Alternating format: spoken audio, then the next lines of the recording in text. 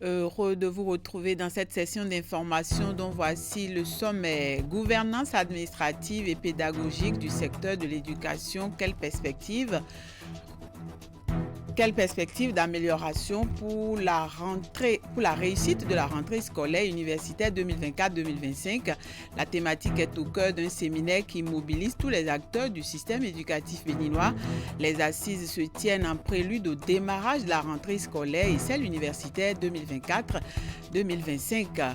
Audience au cabinet du président de l'Assemblée nationale, Louis Vlavono a reçu la coordonnatrice du système des Nations unies au Bénin.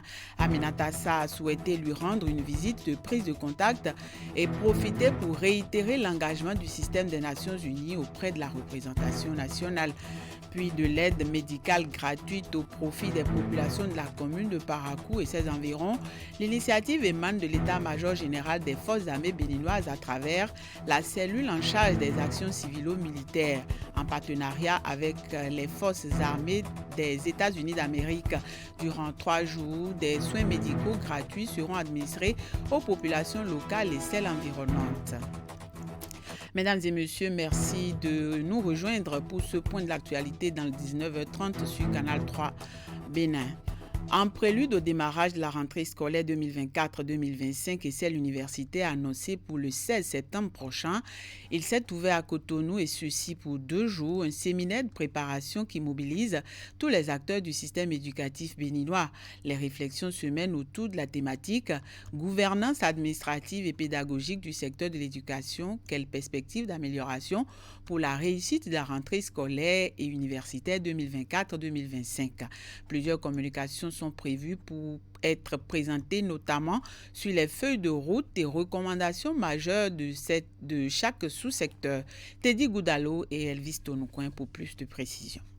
C'est bientôt la rentrée scolaire et universitaire pour le compte de l'année 2024-2025. Et pour l'atteinte des objectifs, le Conseil national de l'éducation a initié ce séminaire de préparation axé sur les perspectives d'amélioration pour la réussite de la gouvernance administrative et pédagogique du secteur de l'éducation.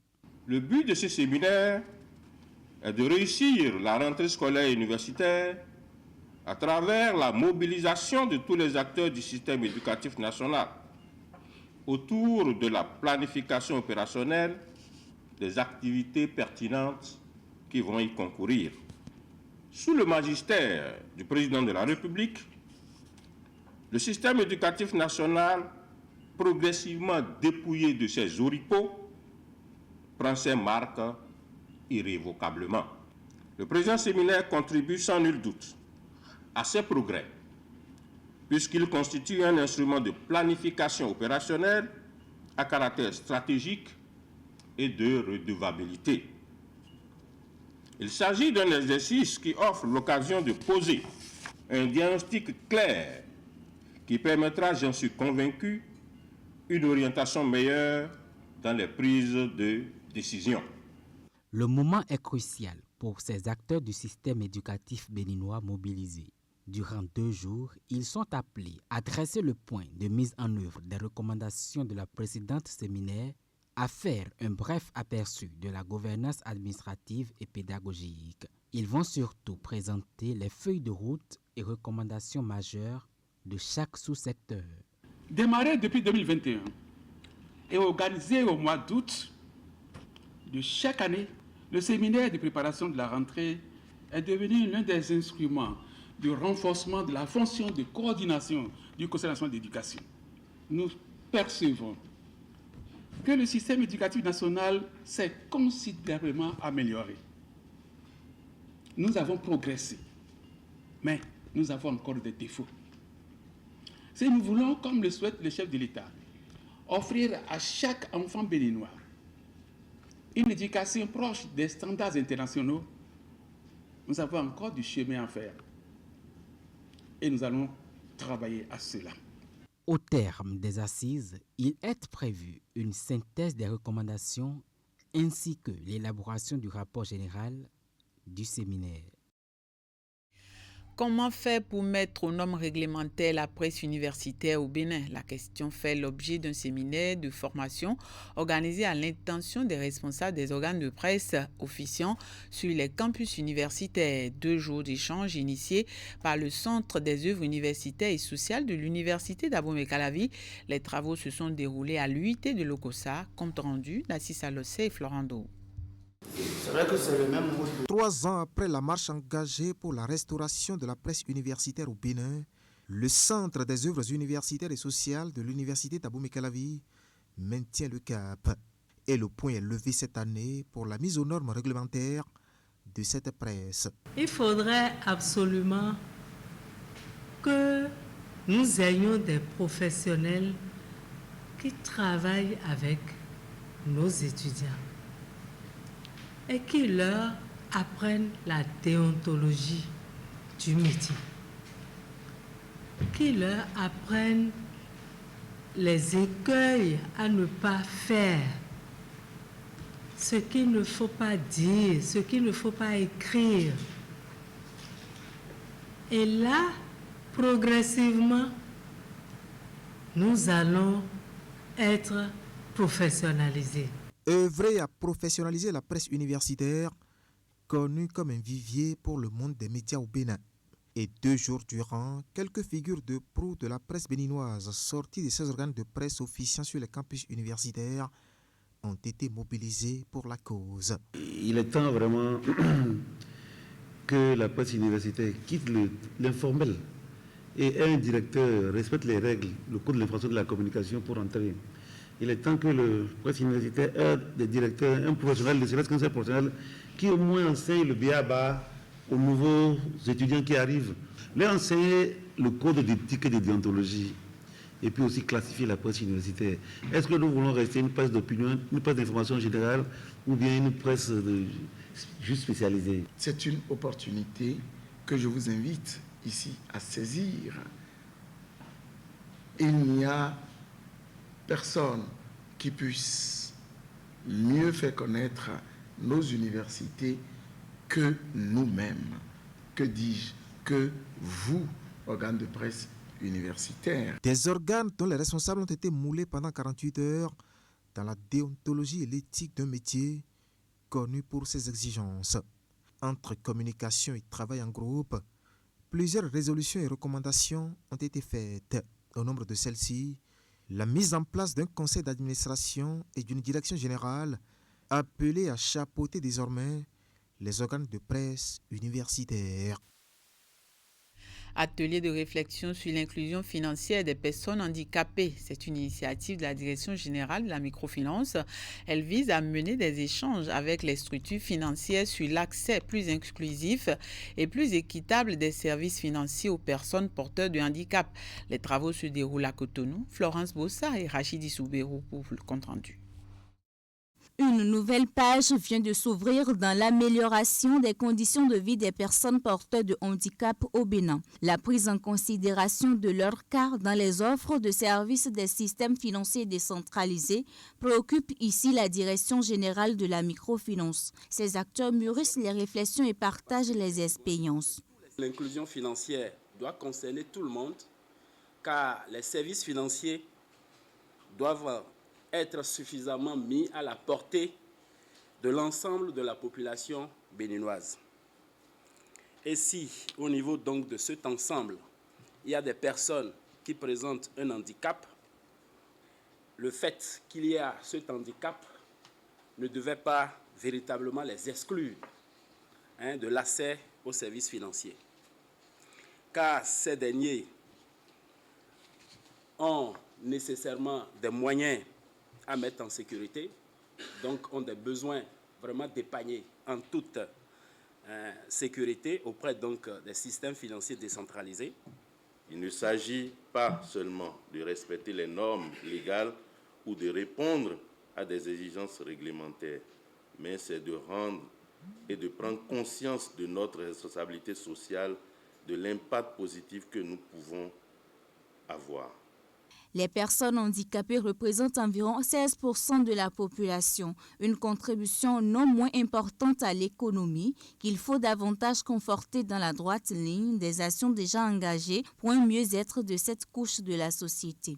Avec les orientations du PAG, Programme d'action du gouvernement, qui prévoit l'amélioration des conditions de vie des populations, y compris les personnes handicapées, le Bénin a adopté la loi 2017-06 du 29 septembre 2017 portant protection et promotion des droits des personnes handicapées en République du Bénin.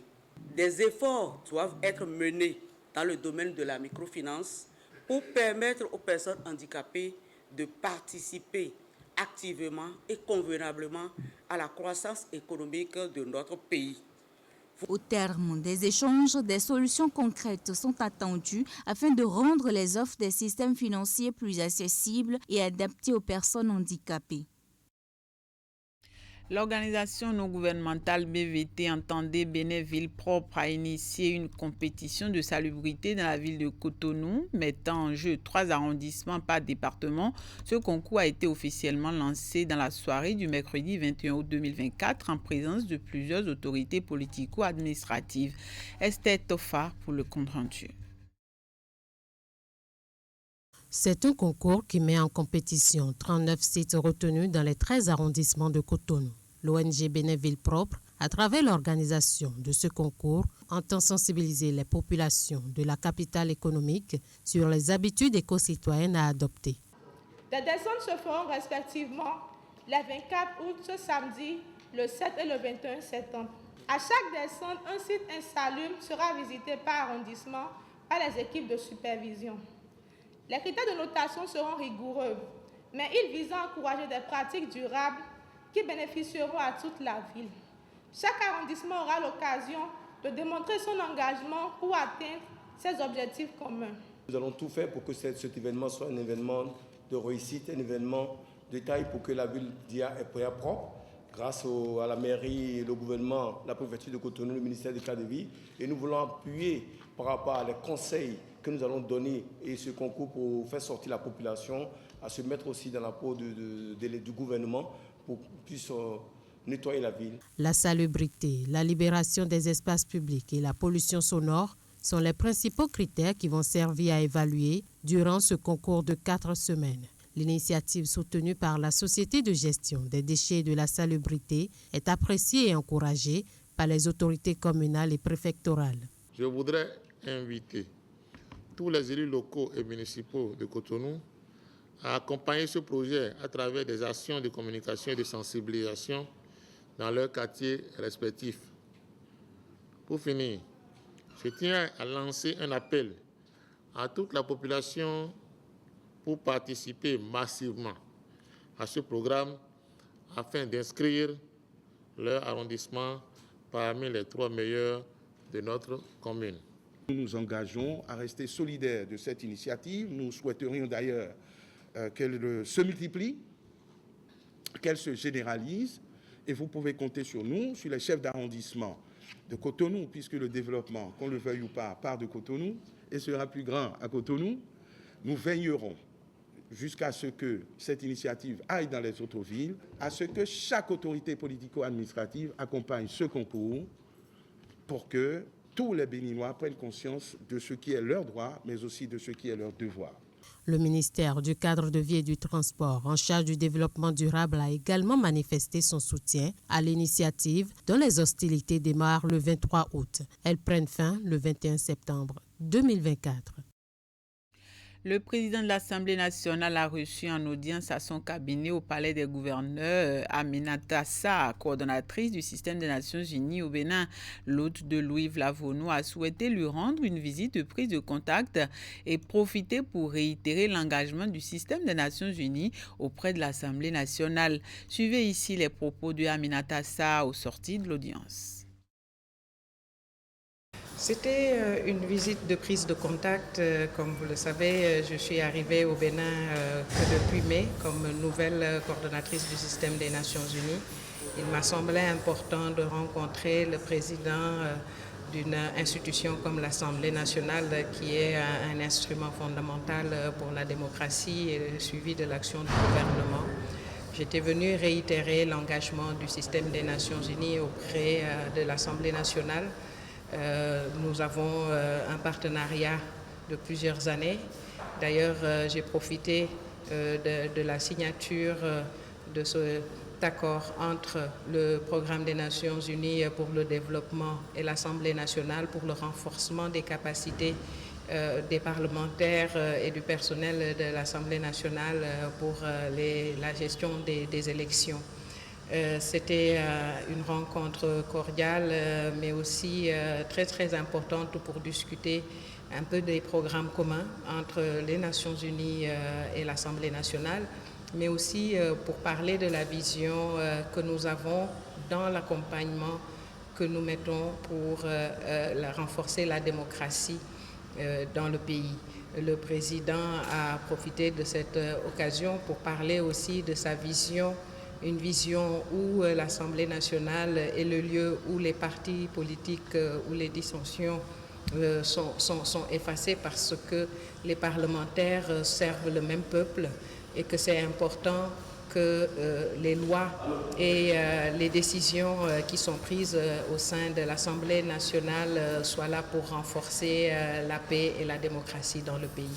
Autant de valeurs qui sont en lien avec celles des Nations Unies, et j'étais venue pour réitérer notre engagement auprès de son institution, de continuer à l'accompagner, et je me réjouis d'être invitée pour témoigner de ce partenariat-là avec la signature de cet accord entre le PNUD et l'Assemblée nationale. Prenons la direction de la partie septentrionale du pays pour parler de cet événement organisé à l'intention de certains officiers supérieurs des forces armées béninoises pour saluer et encourager les efforts remarquables déployés par nombre de ces derniers mutés de la Donga. L'aumônerie militaire a organisé une soirée à leur intention, dénommée dîner de reconnaissance. Les manifestations se sont déroulées à la cathédrale Sacré-Cœur de Djougou. L'initiative vise non seulement à saluer les mérites des officiers sortants, mais aussi souhaiter la bienvenue à ceux qui viennent de faire leur entrée. Abdou Sabi Idrissou pour nous en dire davantage. Le chef de bataillon Okurin Mathias Bokini et le commissaire divisionnaire Guy Hervé Tieta, qui se sont illustrés de par leur performance dans leur mission républicaine, sont honorés par l'aumônerie militaire de la Donga. Je pars de la Donga avec vraiment un cœur très meurtri parce que on laisse toute cette noble, admirable équipe, cette formidable équipe.